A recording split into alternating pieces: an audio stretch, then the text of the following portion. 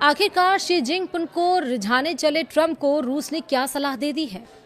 शांति चाहते हो तो पाकिस्तान की जगह भारत की मदद लो, ये बात कही है रूस ने। आखिरकार ये सलाह है या धमकी है, ये हम समझेंगे, लेकिन रूस जो अमेरिका को ये बताने की कोशिश कर रहा है उसका मतलब क्या है वो भी आपको बताएंगे। नमस्कार, आप देख रहे हैं न्यूज़ 18 का डिजिटल प्लेटफॉर्म। मैं हूं आपके साथ श्रुति श्रीवास्तव। ईरान और अमेरिका के बीच गहराते युद्ध के संकट को सुलझाने के लिए अमेरिकी राष्ट्रपति डोनाल्ड ट्रंप इन दिनों चीन के दौरे पर हैं और शी जिनपिंग को रिझाने में जुटे हैं। ट्रंप की इस बेचैनी के बीच रूस ने उन्हें एक बड़ी और खरी सलाह दे डाली है।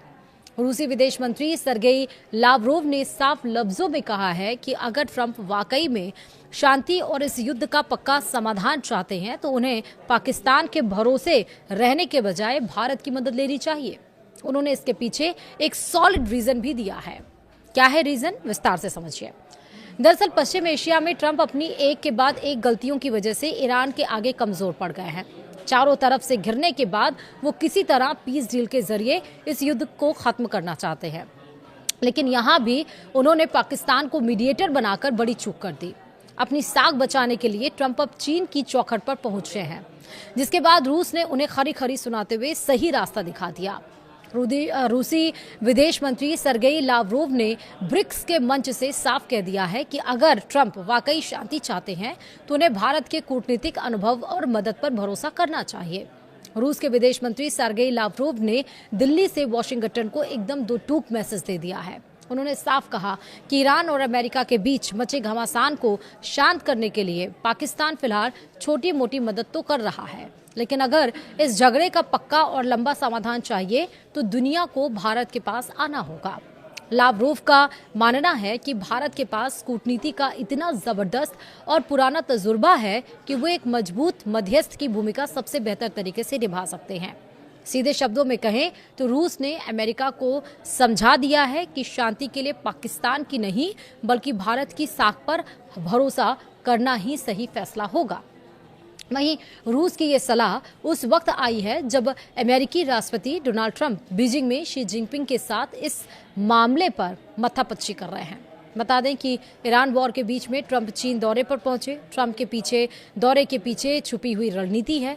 ट्रंप अपने ही देश में हारी हुई जंग को लेकर घिर गए हैं। अमेरिकी लोग महंगाई की मार और ट्रंप की वॉर नीतियों से तंग आ चुके हैं और अब ट्रंप अपने राइवल चीन से एक ऐसी डील चाहते हैं जो उनकी इमेज को सुधार सके।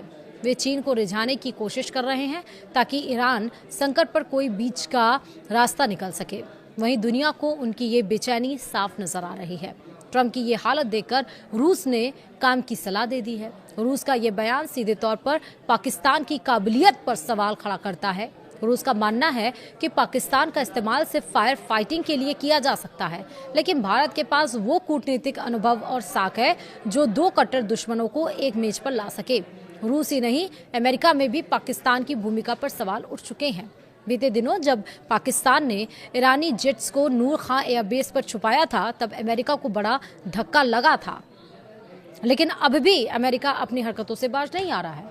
अमेरिका मीडिएटर के रूप में पाकिस्तान को ही चुन रहा है और पाकिस्तान से जब हो गई चूक तो अब वो चीन के चौखट पर जा पड़ा है, लेकिन भारत नहीं आ रहा है। आखिरकार जो डोनाल्ड ट्रंप ये कहते हैं कि भारत, पीएम मोदी मेरे बहुत अच्छे दोस्त हैं, भारत के साथ हम अच्छी डील करेंगे, बहुत अच्छे नेता हैं, तो उस भारत से मदद मांगने में डोनाल्ड ट्रंप आखिर क्यों पीछे हट रहे हैं?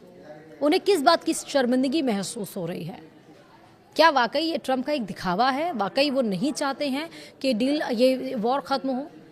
लेकिन एक तरफ ऐसा लगता भी है कि वो चाहते हैं, क्योंकि अमेरिका में ही 44% से ज़्यादा पेट्रोल और डीजल की कीमतें पहुंच चुकी हैं। उतनी ज़्यादा, जहां पर यहाँ पर 3 रुपये बढ़े हैं वहाँ पर 44 पॉइंट समथिंग रुपीज़ पेट्रोल और डीजल की कीमतें हो चुकी हैं।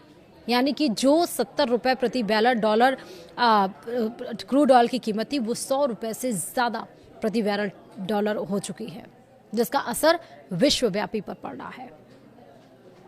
फिलहाल इस वीडियो में इतना ही। नमस्कार।